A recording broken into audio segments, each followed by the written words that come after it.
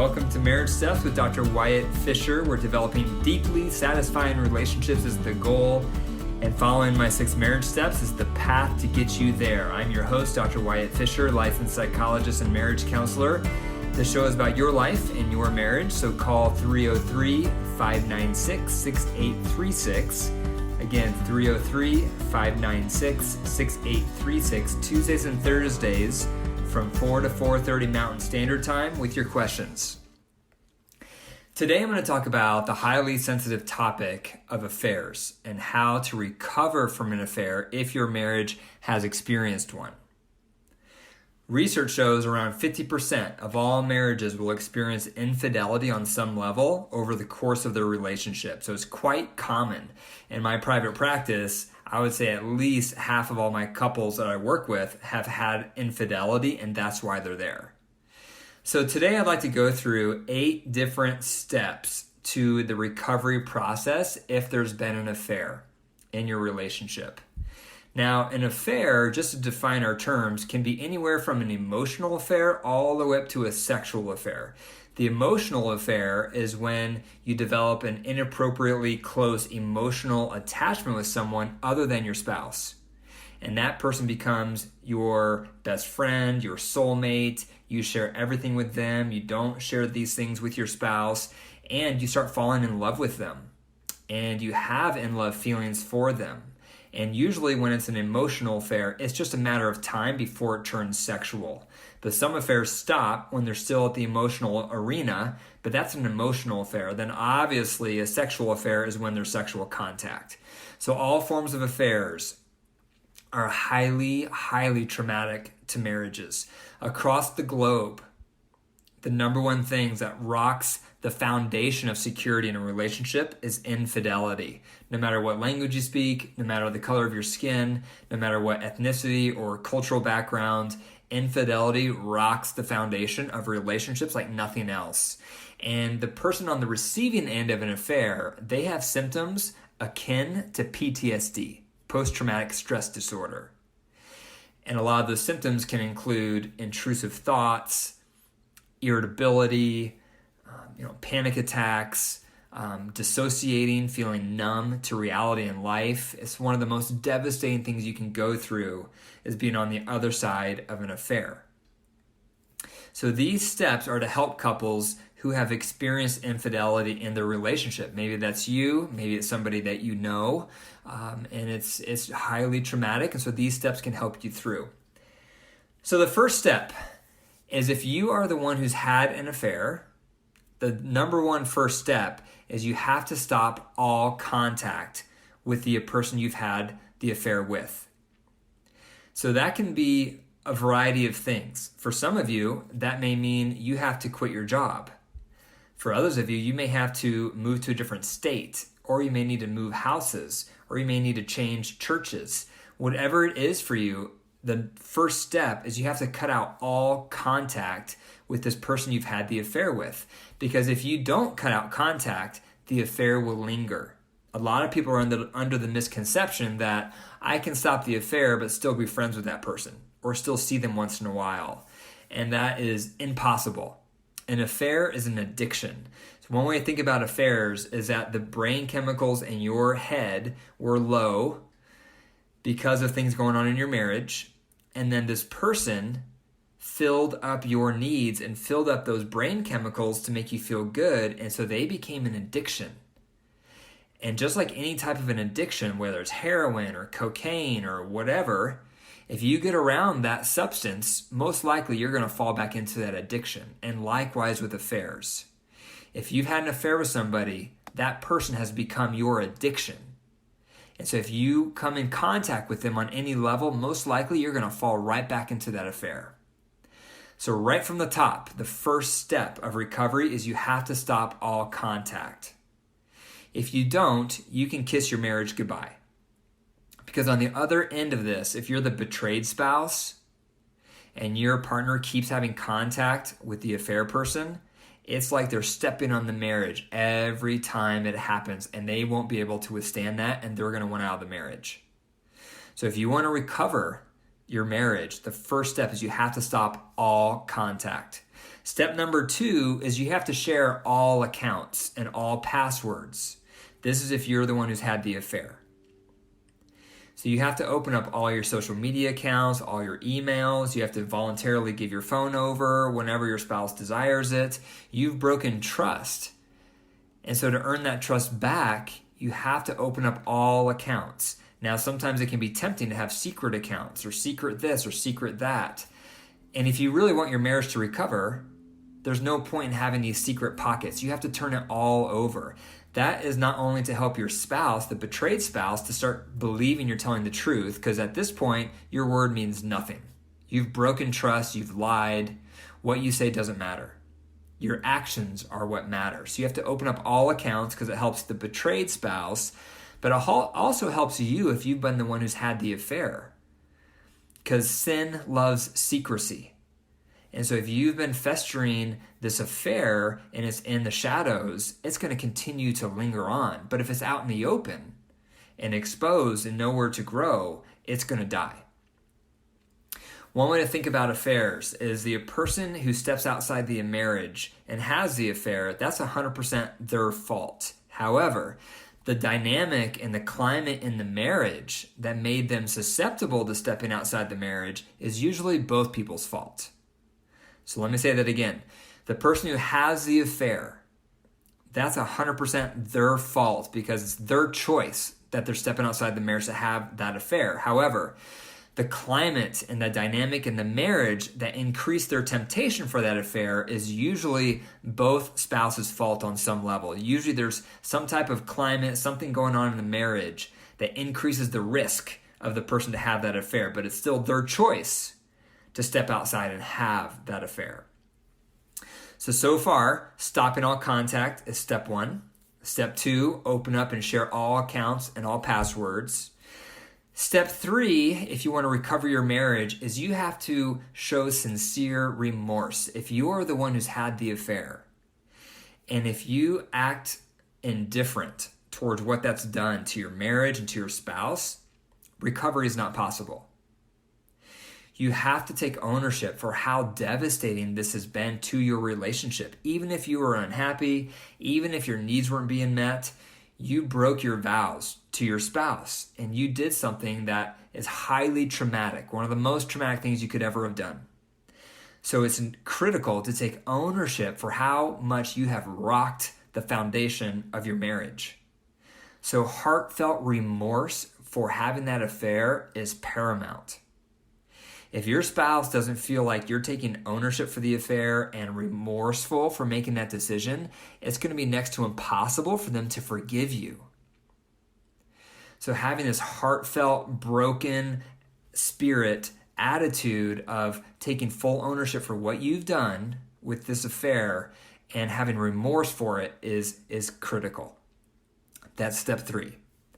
Step 4 is you need to be able to process through your hurts. Now, this may go both directions. Obviously, the betrayed spouse is going to have lots and lots of hurts that they're going to need to be able to get out. But also, the person having the affair may have hurts, because perhaps one of the reasons they had the affair is because they felt like their needs they expressed over and over and over fell on deaf ears. And that's what increased their risk. Didn't make it right, but that may have increased their risk. So they may have hurts that they need to get out. So both of you need a method to get out your hurts. And I've mentioned this in other episodes. I teach couples I work with a method called the floor. And the floor is a set of guidelines on how to keep conversations safe. Conversations where you have to talk about really hard things, how to keep those conversations safe. So you need some type of method, some type of conflict resolution method like the floor that I'll teach at a later episode to work through the hurts, because you both need to be able to get that out. When the hurts are not fully vented and allowed to get released, they come out in destructive ways through yelling, harsh comments, contemptuous comments, and that just makes the marriage worse. And it's what you feel like doing, because if you're the betrayed spouse, you're hurt so much, all you want to do is hurt back. But that just damages the relationship that much further. So having some type of method to work through those hurts and get them out in constructive ways is really key. That's step 4. Step 5 is the compassion chart. If you listen to episode 4, that's all about healing resentment. And in that episode, I talk about the compassion chart. And this compassion chart is for the person who's been betrayed, because they're going to have high levels of resentment. And this compassion chart will walk them through all the different variables that probably were at play that led to this affair. And in a nutshell, the compassion chart looks to the person who had the affair. It looks to that person's background growing up, what things in their background may have led them to this decision to have an affair. And then it talks about what was going on in their circumstances in their life that may have increased their risk of an affair. Then it talks about what were you doing, if anything, that may have increased their risk for an affair. And then it talks about what in your background may be getting activated with how you're responding to the affair. And then last, it focuses on how have you been hurtful? Maybe not to the same degree or in the same way, but in what ways have you been hurtful in the past in your marriage or in other relationships? That's the compassion chart in a nutshell. But again, go to episode 4 if you want to hear details about that method. So this compassion chart, the goal of this is to understand the affair. If you can't comprehend why your spouse had an affair, it's almost impossible to forgive them for it. So this compassion chart explains all of the texture and all of the variables that went into play with what led them to this behavior. And the goal of this compassion chart is not to absolve them from any responsibility. That is not the goal. However, the goal is to move it from it's 100% their fault to maybe it's a little bit lower than that, because now I'm understanding all these other pieces at play. It increases compassion for why they did this. And research shows forgiveness is often a byproduct out of compassion. So instead of starting with forgiveness, which is very difficult, start with cultivating compassion for what made your spouse have this affair, what led to it. Doesn't make it right, doesn't make it any less painful, but understanding the why will often soften the heart, and it makes forgiveness that much easier. That's step 5. So as you're able to see, these steps go in order for a reason. You're not going to be able to cultivate compassion to why they had this affair unless they've stopped all contact, they're sharing all their accounts with you, they've shown sincere remorse, and you've been able to get out and process all of your hurts. Only then are you in a place to do step 5, which is cultivating compassion for the why behind the affair. Step 6 is doing some cognitive behavioral therapy on yourself or with a therapist on what this affair means about you and your spouse. So a lot of times the betrayed spouse will have cognitions and thoughts such as, I'm married to a liar. How can I ever trust them again? Or, if I stay with them, I'm a fool. Or, I must be unlovable and don't have what it takes, or else they wouldn't have had this affair. A lot of these statements usually are generalizations and they're extreme statements.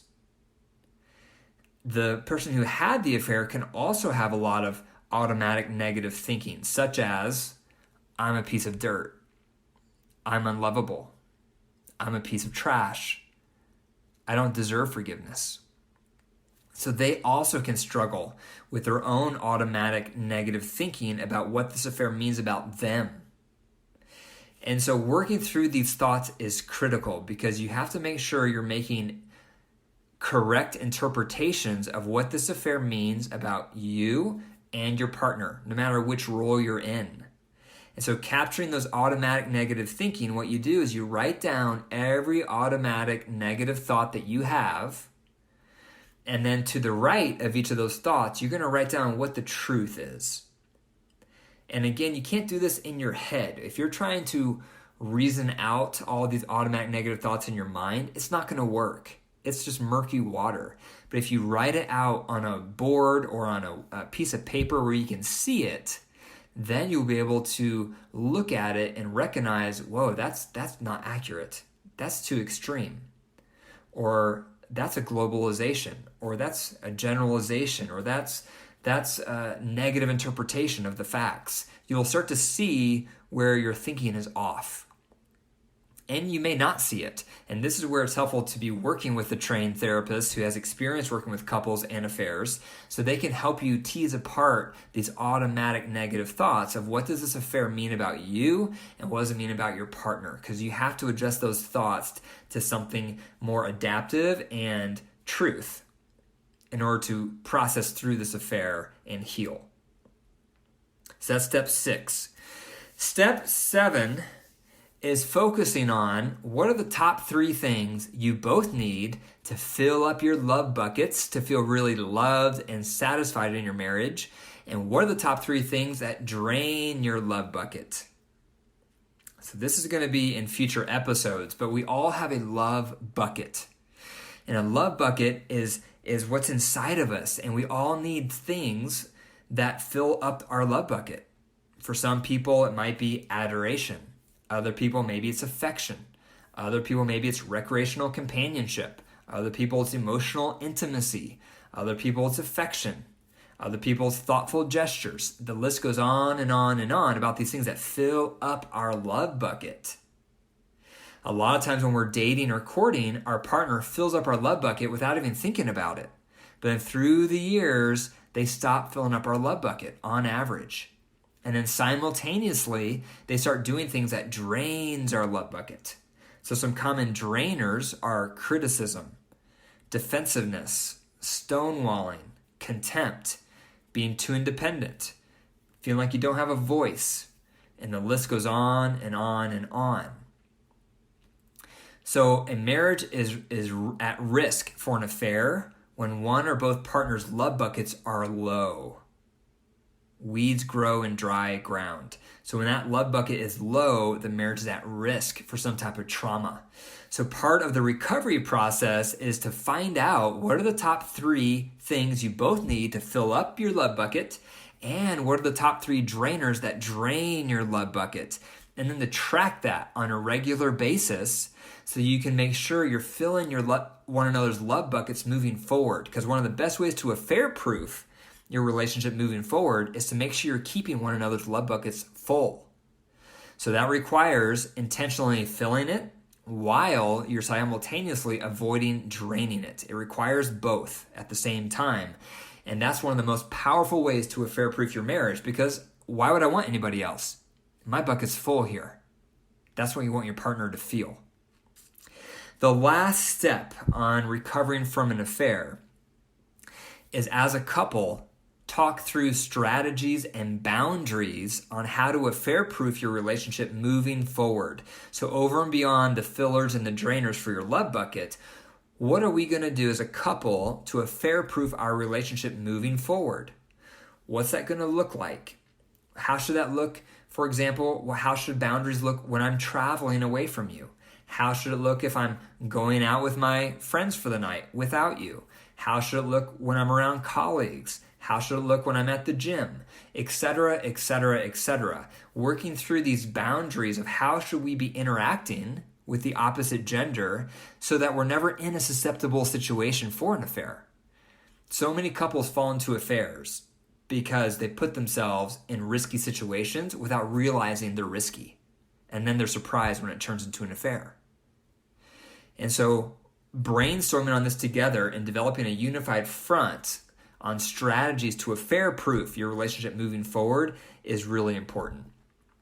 So those are the 8 steps. Stop all contact, share all accounts and passwords, show sincere, repentful remorse, using a method like the floor to process through all the hurts, developing a compassion chart to increase compassion towards the person who had the affair, some cognitive behavioral therapy on yourself or with a therapist on the automatic negative thinking you're having on what the affair means about you and your partner, developing a fillers and drainers mindset for your marriage so that you can fill up your partner's love bucket and keep it full, And then last, developing strategies around boundaries to affair-proof your relationship moving forward.